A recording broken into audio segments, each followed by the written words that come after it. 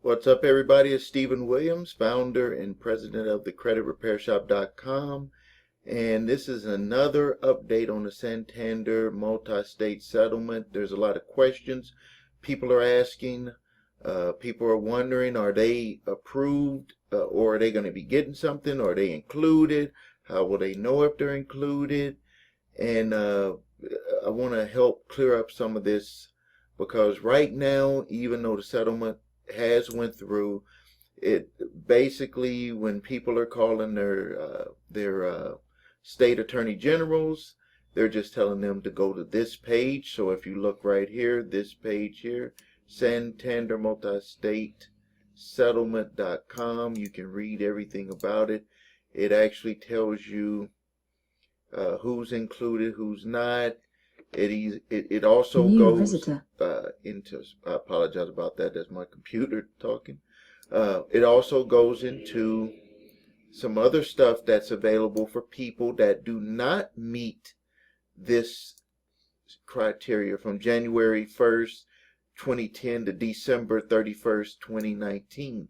There are other stipulations that will qualify people that are in trouble, and I want to first go to here, read it. I'm going to briefly go through it again in this video. This is for the Santander multi-state settlement. They settled with the state attorney generals from 34 states because they were doing predatory loans. They were allowing car dealers to trap people in the loans that were very high interest rates. I'm learning about some of the interest rates being upwards of 24 to 34%. And on top of that, they were overvaluing the value of the vehicles, which was like paying even more than 24%. I was speaking with one of my reps that works for me, and he used to work for car dealers, for a car dealer, and he told me that I asked him what was the highest interest rate he had saw, and he said it was triple, and I was like, what do you mean by triple digits? 100%? And he was like, no, the way that they made it 100% or 300% was by making a car that was only worth $12,000, and they sold it to someone for $24,000, and then they gave them a 24% or 25% interest rate, which would, look at that. And when I go into the questions that people have been asking me here on YouTube, you will see that some people are saying that they were paying payments for years, and none of the money ever went towards paying the principal on a car. You can't pay for a car for 5 years and don't pay it off when it's a 5-year loan, unless you've been tricked and you're just paying all principal. And so let's briefly go through the settlement, the baseline on people who automatically qualify, which is going to be for the $65 million part of it. Restitution is for the people who had defaulted on loans between January 1st, 2010, December 31st, 2019. And what they're going to do is, if you still have the car, they're going to waive everything and give you the title. If you lost the car, they're going to give you a little bit of money, but they're going to also take all the stuff off your credit reports. I've been telling people, if you were garnished for any of the money by a debt collector or by Santander, that you need to also demand that money comes back to you, and I'll tell you how to do that. Also, the settlement included significant consumer relief in the way of loan forgiveness, and this is for deficiency balances, which I just talked about just now, where they're going to forgive the loans.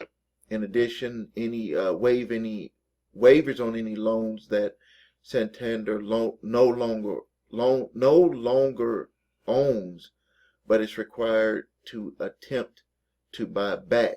If they started collecting money from you when they sold it to a debt collector, you're going to be able to get that money back from the debt collector, and they're going to have to buy that back from the debt collector. I don't know how they're going to do that. They usually sell it for cheaper, but regardless, they're going to have to buy that loan or that collection back from the debt collector and give you your money. The debt collector's going to have to give you your money back. And I'll go into how we get debt collectors to do this. This is something that's we've done for student loans with some of those fraudulent schools that were out there. Going forward, Santander cannot extend financing if a consumer has negative residual income. So if you have a loan and you're not in this date, you got your loan after that date, there's still relief for you, because you can say that you know, you're gonna have to take a kind of fall on the sword a little bit with this, but you can say that, you know, it was not of your knowledge, because you're not alone in the loan business. All you were doing was applying for the loan, and that it actually is negative income. You have negative residual income, which means that you can't afford to pay the car loan. Now, you might have to make a decision on giving the car back, and then they're giving you your money back on what you paid as a down payment. The other remedy for it, which is what they were talking about here. Let's see the part. There's a part on here where if where they have to give you opportunity to refinance it. And what I've been telling my clients to do is, when you talk to them about refinancing, here it is right here.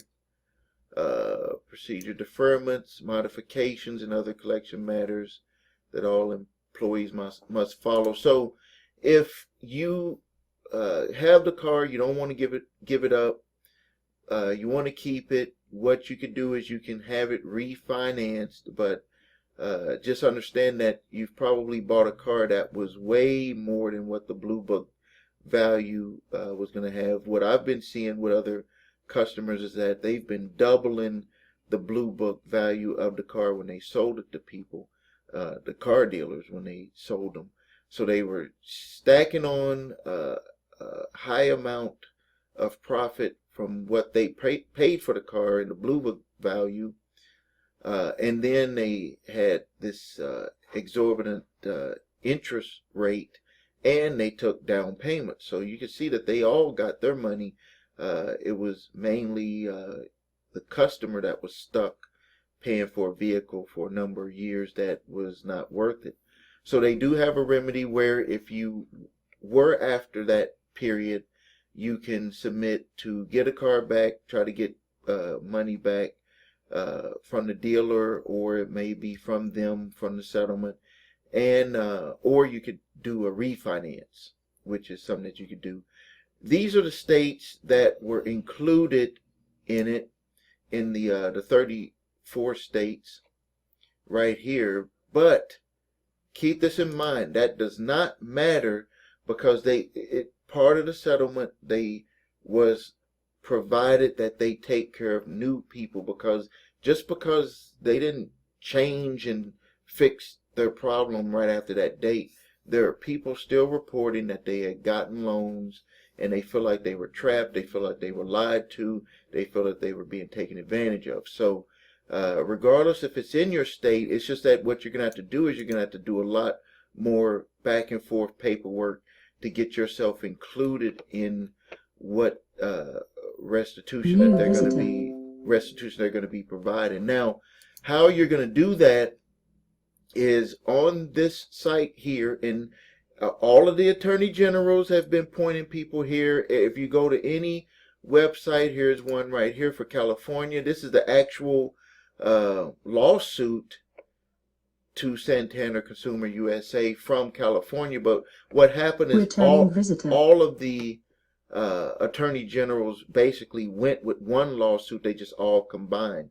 But if you go back here, this is, so I could just show you that this is what all of the attorney generals are telling you to do.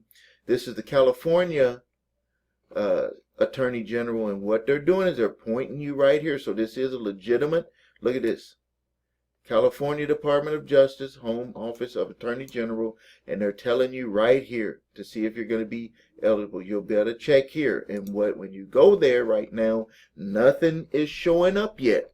Nothing is showing up yet because they have not worked out how they're going to allow people to submit documents. But you can go through here. You can see some people are receiving letters automatically from Santander, but I'm thinking that the majority of people are going to have to submit information to them. And this will be where you'll be able to submit information if your state is not included, so you can see if you qualify for something. I don't know how they're going to work that out yet, but I tell everyone to be proactive about it, because if you're proactive, you know, your stuff will get noticed. And Santander, just because they have to spend all of that money, they have to spend every dime of what they either committed to with waiving loans or money that they're going to pay out, which if you look right here, the restitution is not going to be much.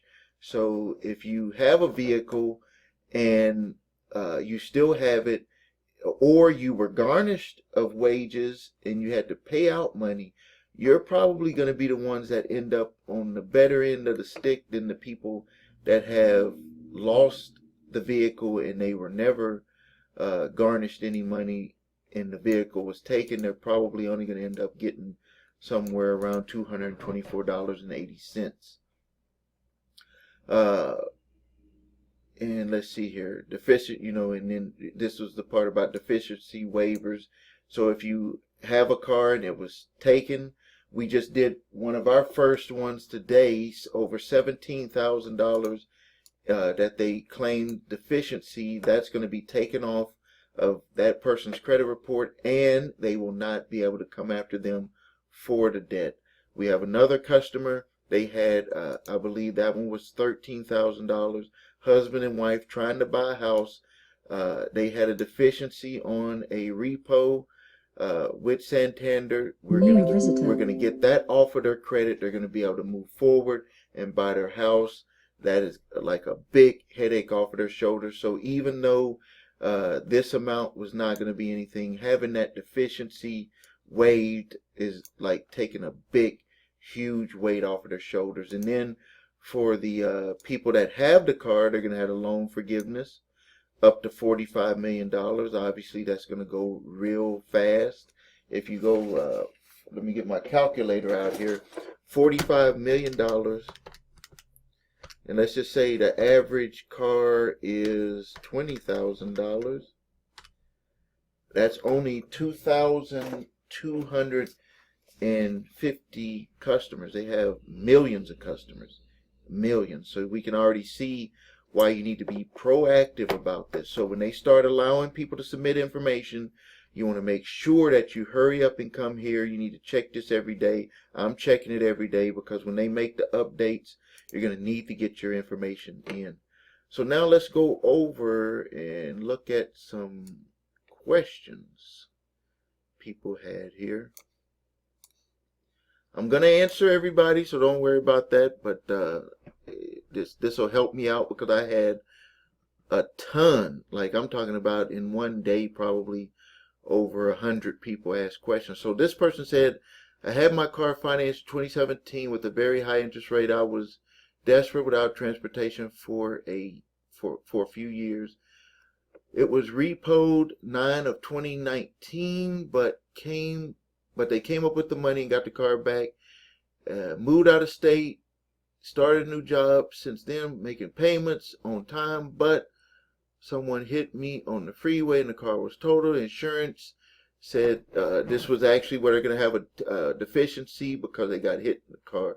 I believe my income was inflated by the dealership because it had done it to other people. I don't know, but they work directly with the bank. Yeah, they work directly with Santander. Let's see. I worked it out and grew to love the car, but it's been an obstacle from the start. Let's see here. Okay, well, let's see. You still got the car. Paid my insurance paid what they felt the value, but you had a deficiency. I think that's what you're saying, that you had a deficiency balance. If you, I'll answer both ways. If you have a deficiency balance, that's what we just talked about here, where they're going to waive that. You fit within what they said for deficiency. If the insurance didn't pay it all and you have a deficiency balance, that's going to be taken care of. If you got the car fixed and you're still paying on the car, then you can negotiate to get a better interest rate. That's what they have available. But you will end up getting a car for, well, now I won't say for free because you've paid money, but if you still had a car, you're going to end up getting a title on that car as part of the settlement. You might have to submit. They might do it automatically themselves. I have a car with Santander, being the bank, but I cannot afford it due to the COVID. I'm unemployed. Let's see. Civic worth $30K. I'm going to work it out, and interest rate is high in the payment. If you got it before the date, right here, if you're in this period, and you have the loan forgiveness, you would fit in this program right here. If you've defaulted, haven't been repossessed, you're going to fit in that right there. Santander, straight up crooks. I have called to have a car picked up in February 2020. It has not been picked up. You might be in luck. If the car is still working, you're going to fit in that category right there with the loan forgiveness. Let's see here. They are blaming it on the pandemic, on why they didn't pick it up. Shutting things down in February. That occurred in mid-March. Probably the reason why they didn't do anything is because they knew that they did with the settlement, and they knew that you were going to be able to get the car, and they didn't want to send someone out and pay any extra money. This one here, it's crazy that Texas is one of the states that's not listed, but that I was told that the Attorney General's office, that the Texas isn't involved, but they may do something in the future. It doesn't matter. I'm telling you that it does not matter, because they have provisions in here, which is what was right here. Use this in your favor. Right here. Going forward, Santander cannot extend financing. Going forward, that's going to be from that date. So going forward, if you feel like you were wrong in any of this, all you have to do is put them on the spot with that statement right there. So don't worry about if your state wasn't included. They're still a national lender, so they're going to have to abide by stuff. How can I add myself to the claim? You just go here, this website right here, and you're going to have to wait for them to make updates. I wish I had more information on that. Even the Attorney General is appointing people here. They're going to make updates probably pretty soon on where you can enter your information or send it in. If you still a car through, hold on, my computer trying to restart.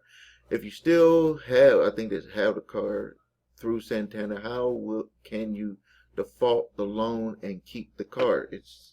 That states it right here. If you still had a car, let's see, right here. It was part of the loan forgiveness, number 3 right here. You defaulted on your loan, but you had a vehicle not yet repossessed.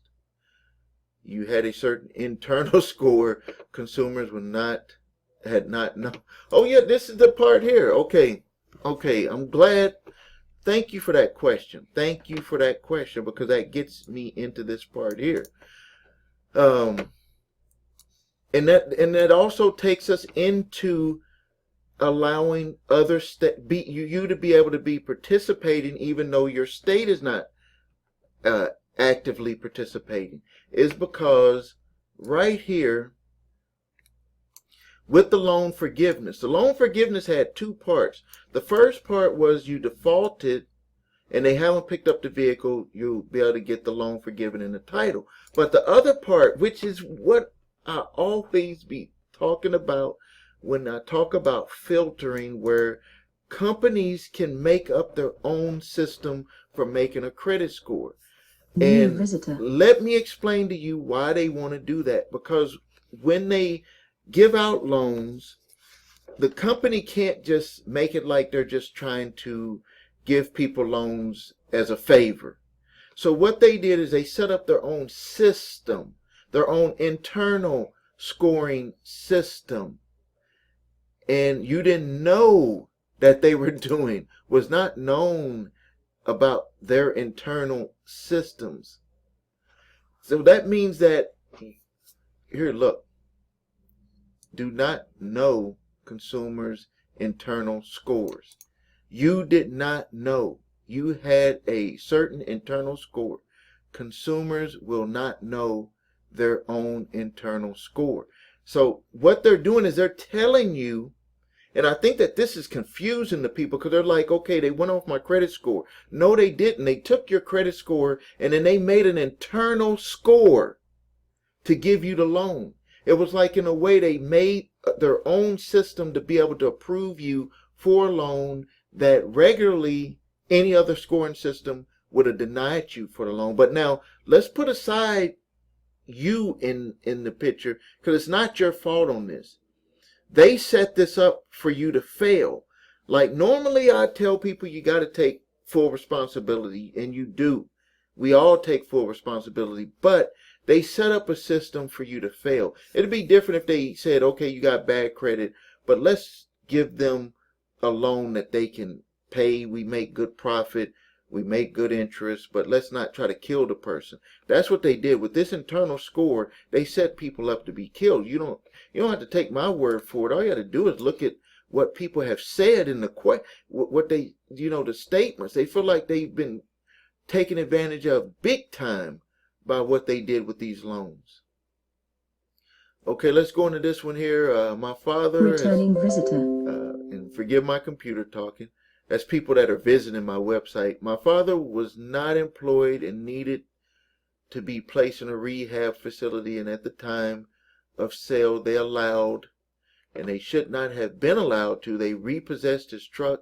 How does he sign up for this suit? And it's right here. Not sure what state you're in.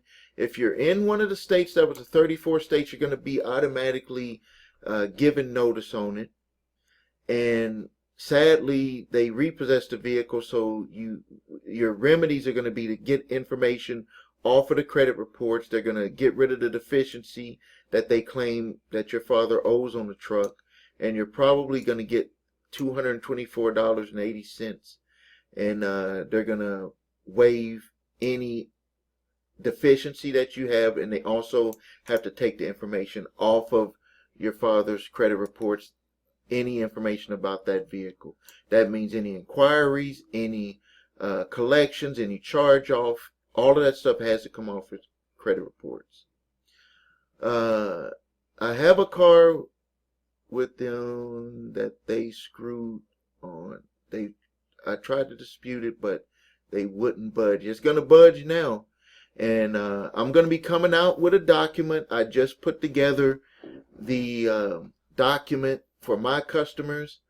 I'll be making a document available that you'll be able to get, and I'll tell you exactly what you need to do. You're going to need to also include a copy of the lawsuit with that, and they will take it off of your reports.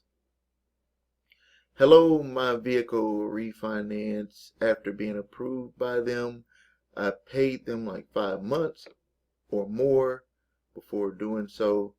So we have to contact the Attorney General, right? New visitor. Probably what happened with you, it seems like they were already starting to allow people to do refinancing. And just a quick note, If you do a refinance, ask for a lower percent, like 4 to 6%. They might try to be in the 6%, because if you have the if your credit is not up to par. But it's going to be very hard to pay a loan that's at 24% for a car. I mean, I'm just being straight up. That's you're paying for 2 cars when you do it that way. But if your loan was before the period, you can say that you did not have knowledge of them settling the lawsuit, and that you want to see if you qualify for the loan forgiveness. And it does not have to be on the default. It could be because you're going to state that they scored you on an internal score. So you heard it here. It does not have to be just because you defaulted. Part B, right here, is stated. This is their website that the state attorney generals send you here. Look, right here. Just so you don't think I'm making this up. This is the California State Attorney General. All of the attorney generals are leading you to this page right here. And on here, it says it about the internal score. So it does not have to just be if you defaulted.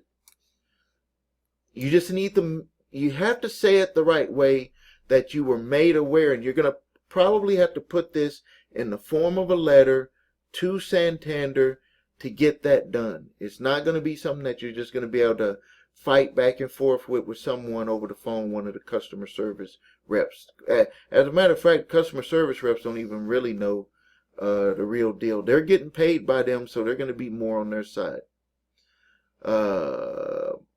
My fellow Texans, Google Texas Attorney General requests review with this information. Dealership lied. What they're trying to do is get the Texas State Attorney General to sign on. But if they don't sign on, what we're doing right here, by just going here, and when they make it available for you to submit information, you'll just be able to do it right here. All right, well, I'm going to be ending the video here. I appreciate everyone that is watching. This has been my hit record, so to speak. The most views in the shortest period of time. So that shows that if you give people what they want, they will come. Please subscribe to my channel. Please post your comments. I will get to them. Please share. Please share it with your friends and family. Everyone needs to know about this. If you need help with your credit, visit thecreditrepairshop.com. If you need your credit reports and scores, I'd really appreciate it if you visit our website, your3scores.com. I'm going to post those links below the video and also on this video here. Thank you, and until next time.